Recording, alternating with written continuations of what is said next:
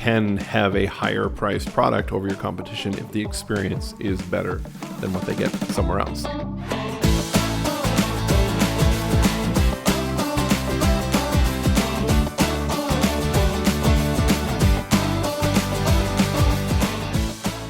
All right, so we've been talking a lot about sales, objections. We've been talking about education in your products and your marketing. And today we're going to be talking about how do you sell a product, okay? So if you've got a service, okay, this is not necessarily fully focused towards you, while you may be able to take some takeaways from this. But we're talking about a physical product. That's what we want to talk about, right? So something that you can touch, you can go in and see, and you can hold and all that kind of stuff. How do you sell a product in today's world? And, I think it's a little bit different. Yeah, it's definitely a lot different, especially when it comes to the tangible things that you actually have to show and demonstrate or upsell and really have that face-to-face, whereas a lot of the service offerings now have not been face-to-face. It's been over Zoom, and COVID has kind of completely changed that. So. Yeah, absolutely. And I think, the need for having reviews on your products, especially if you're selling them online, hard to do if you're doing it just in store. But, most products are online now too, but having those reviews, having that social proof, people be able to see what did that person think of this product, what kind of results did they get is extremely important now, where it may not have been 10, 15 years ago. Yeah. And I think something that's very, very basic that a lot of people would be like, well, obviously, but I've seen a lot of companies selling a physical product, especially local businesses, who don't have a website because they sell stuff in person. So they'll just have a Facebook page or just be listed in Google My Business, but no actual website. And I think that is crucial. There's product knowledge. There's research that people need to see, reviews. They need to know what you are, who you are, all about, your team, all those sorts of things. So I think just crossing off having a website when you're a physical location, I don't think it's as simple as that. Yeah, and I think that's a big void and a huge opportunity for people because, everybody's doing their research online before they even come out to a store, right? They're trying to figure out what they want to buy.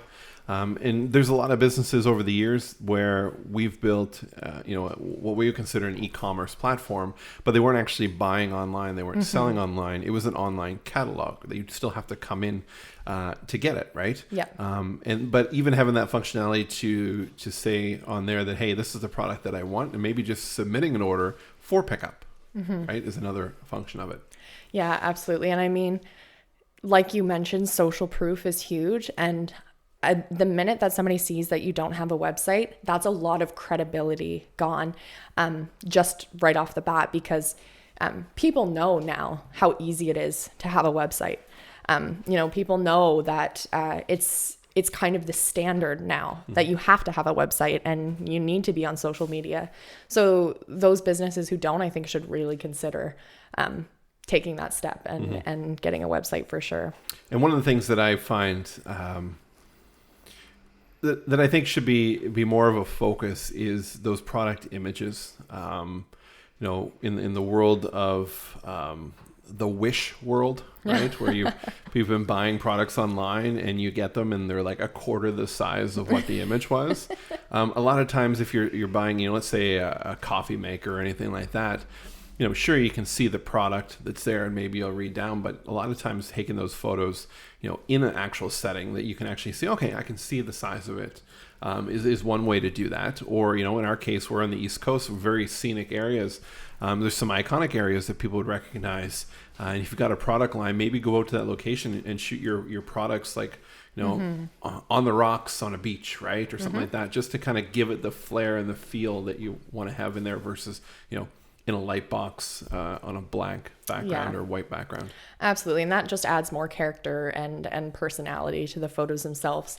And in addition to that, I think anything that you can do to make the in-person selling easier, so the more content and the more information you can provide people before they actually come into the physical location, the better. So providing those product details, like when you look on Amazon, there's like a whole bottom, you can scroll down and down and down on information just about it, the size, what the package contains. If it's a certain product, it includes the ingredients, I just think providing as much information as possible so customers are informed when they go on your website or your social media or do that research. Yeah, and one of the things that really kind of stands out to me is having people who are wanting to promote their product or have a sale or anything like that. They tend to look at it as, okay, either you need to run ads or I need to reduce my price to kind of make it appealing at the time of the sale. But rarely do people immediately think, what if I was to give some of my product to the ideal person? So now the control is into you. And a story that I'm going to share with this was there was a homemade pizza shop in the U.S. I don't know what state it was. I heard this story probably about 10 years ago. And they were a family-run business, and they were always competing against like the Domino's and like kind of those big box stores, which they knew that their product was far superior. It was all fresh and everything, but they were considerably higher priced. So what they did was they went to these higher-end offices, and they picked them out, people that would appreciate paying for a quality product, and they went in and they gave out sample slices to employees there on certain days with a coupon for 75% off your first pizza. Wow. Okay. So, and I think the story was that they lost about $4 per pizza on everyone that cashed in that coupon. But when they came in with the coupon and they gave them the pizza, they then gave them a coupon for 50% off their second pizza. Right. You can see where this is going, right? They came in with that, then they got a 15% off.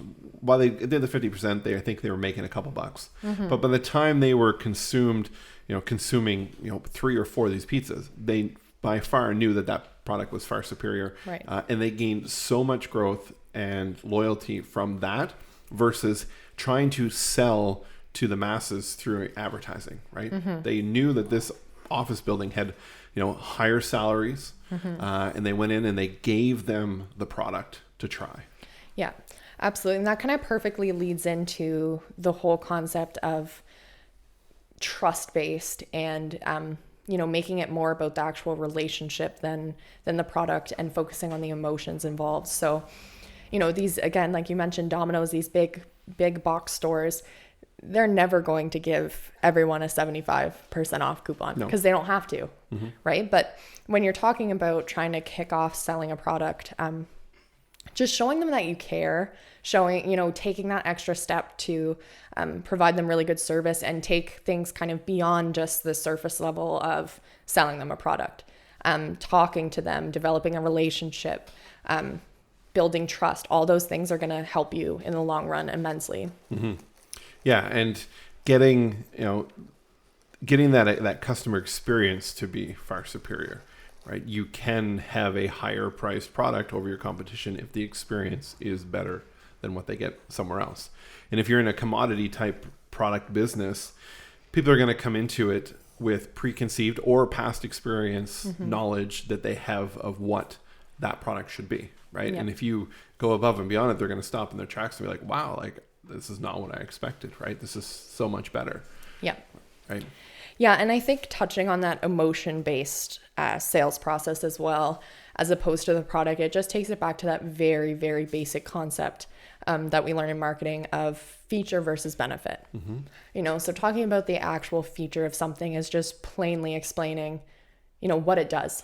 What is the feature of this that makes it different or stand out or makes it usable or good to the customer, versus talking about the benefit that touches on the emotion, which is always going to result in better sales than talking about simply utilitarian purposes. Yeah, I mean, your features are the means to what they're buying, right? I've used this, I think, in other episodes that, a hardware store sells a drill, not because people want to buy a drill, but they need a hole, right? That's what they're doing is, right? So, if you're trying to sell that, we'll use that as an example here. I mean, if you're talking about, the fact that you can, drill twice as many holes in half the amount of time, with 4 times the amount of power that's there, it doesn't matter that you're telling them it's a drill, you're telling them how more efficient they can be with it, right? Absolutely. And I remember learning this way back when I was first hired in a sales position. It was all new to me. And I thought, how ridiculous is it that I have to explain to somebody that, you know, this expensive jacket isn't waterproof, it will keep you dry. You know, like not focusing on the fact that it's waterproof, but saying that it will keep you dry, because there's this huge difference. And I remember thinking how ridiculous it seemed to me at the time. So, you know, when customers would come in, I would hesitantly talk about how, you know, it keeps you warm and dry, and just seeing the difference that had, it really kind of made me open my eyes to the whole psychology of selling, and how a lot of these kind of these old and very traditional advice, I guess, is actually quite accurate, and it is completely based off the science of the way that people think and the way that people make that buying decision. Well, look at their past experience in that example. I mean, if they're coming in for a jacket, they're going to think of, you know, what was it I didn't like about previous jackets, and they're going to remember that time that they got caught in the rain and how damp and cold and wet they were, right? They're never going to say, oh, this jacket sucks because it's not waterproof. They're just going to be like, oh, I hate that I always get wet, right? Which is, you would think is the same thing, but it is not. Yeah, exactly. And to touch on those sales programs as well that I went through, another thing is how much they didn't focus on the actual sale of the product, but rather, you know, 75% of that is building the relationship. So a lot of my time in retail was spent just having conversations, and not, you know, spewing out product knowledge and trying to upsell and all those sorts of things. Those come naturally when you have that relationship built already.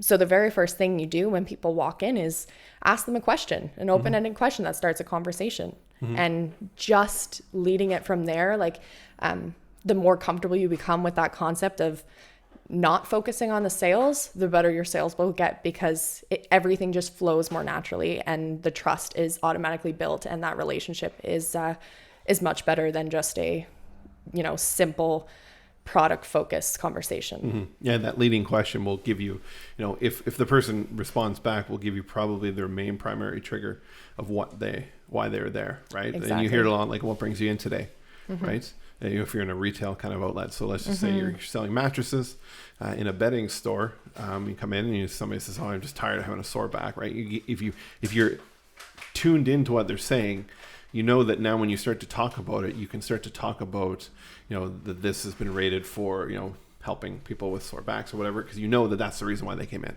Exactly. Right? So, and you know, a lot of times, even looking at, you know, if you're looking at a husband wife, I know I was working in real estate sales, more in the marketing side, but some of the training was, if you've got two people sitting down, and I found this very interesting early on in my career, a husband and wife at a table or at a desk in a sales situation, and you put kind of like a feature sheet on the desk, the one that leads in the furthest is the one that's going to make that buying decision, right?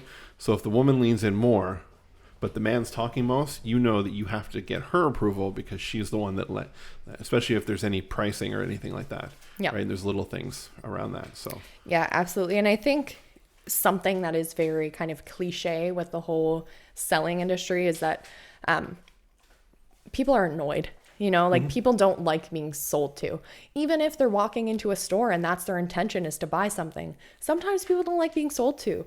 So opening with the natural and genuine conversation is the best way to lead into selling.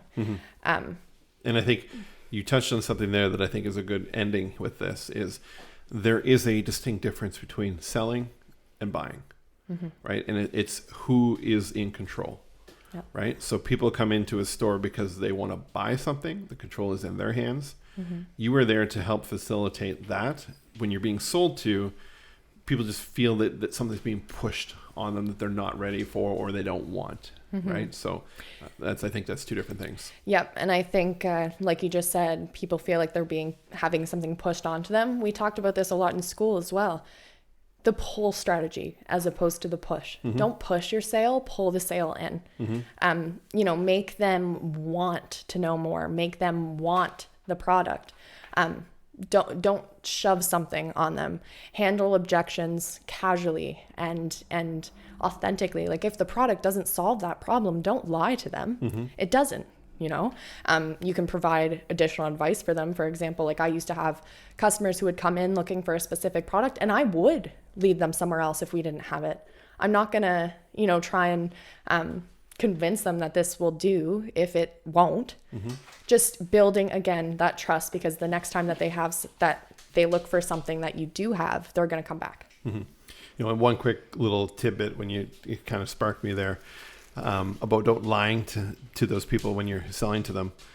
You know, I would go in, you know, all the time in years past to like technology stores, looking at computers and stuff like that. And what I found was when I first started going, you'd talk to a sales rep because they would come up and you say, I'm interested in this. They start talking about it, like, you know, I have that exact same one.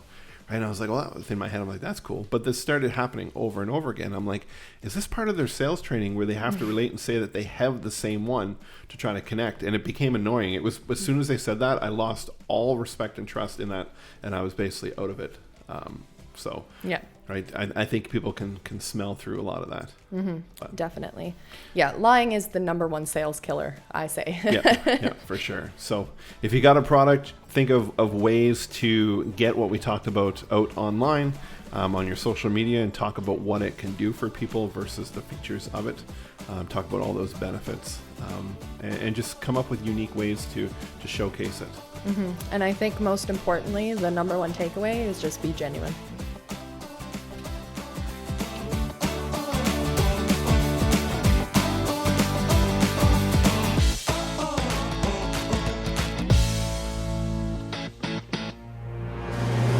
Running your own business is hard. Those long hours, the doubt, the challenge to meet demands. But you're resilient, strong, dedicated. You do all of this for more than profits, success, or money. You do it because you care. You care about the people who shop here, eat there, drink here. You care about your community. You care about your team. Despite all else, you care. No matter what life throws your way, you power through it with grit and perseverance. You are the epitome of dedication. You are a small business owner. For this reason, Blue Cow Marketing salutes you.